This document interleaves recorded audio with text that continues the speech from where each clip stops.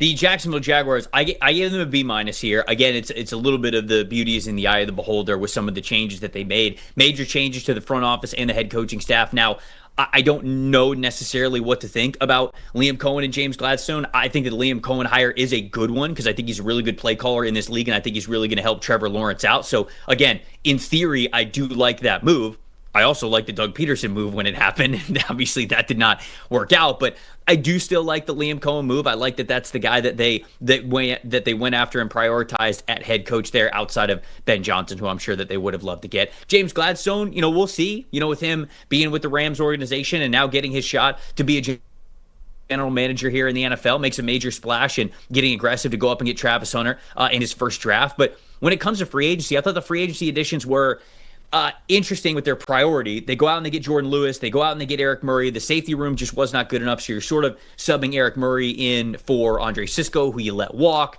I think that's fine. It's a little bit of a one-in, one-out, in my opinion, but I was a little bit higher on Sisco than I think other people, so maybe some people see that as a major upgrade. I don't necessarily see it like that, but I could understand where people are coming from. The signing of Jordan Lewis is very interesting to me. And then, Caleb Ransaw, it sort of depends on where they believe that he's going to play. He played a lot of slot at Tulane.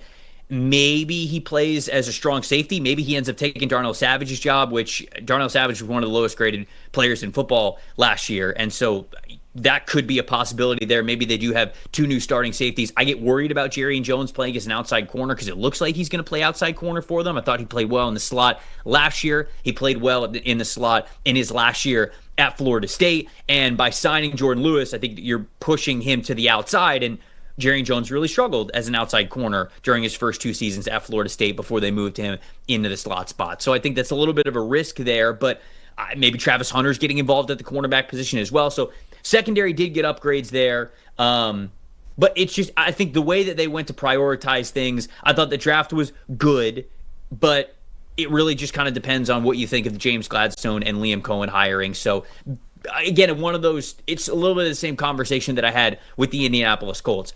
I gave him a B minus, you give him a B, you give him a B plus. I think I'd be okay with any of those moves. But there is some sort of bets that how they made those bets in the secondary. It's like, okay, I'm very interested to see if this works out for you, because part of it, I think, is a little bit of a square peg in a round hole, but we'll see if they know their roster better than we do here sitting on the outside. But B minus for the Jags. What'd you think? I think there will be a big TBD on this grade, and I think it just comes down to Travis Hunter. I really do. I think the story of this offseason is making the bold trade up, trading next year's first-round pick for Travis Hunter. What are they going to do with him? Will it be both ways? He's going to be a wide receiver first. They've made that pretty clear to pair him with Brian Thomas Jr. And look, all the great teams and the great offenses in this league have multiple weapons, many of them with two big-time threats as a receiver. And look, most people thought, okay, he'll play corner and he'll moonlight as a receiver, but this is what you're getting if you play him at receiver. Guy with the 7th best receiving grade in the country last year, 2nd in touchdowns, tied for a perfect 99.9 deep receiving grade, 24 missed tackles forced, even though he was playing over, I think it was 1,400 snaps combined on both sides of the ball. So,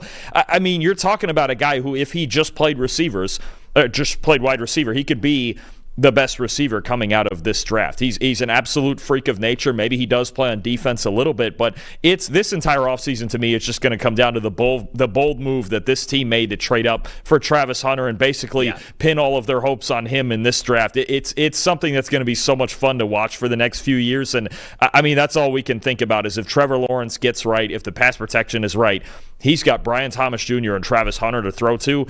That could be as dynamic as any receiver pair in the league.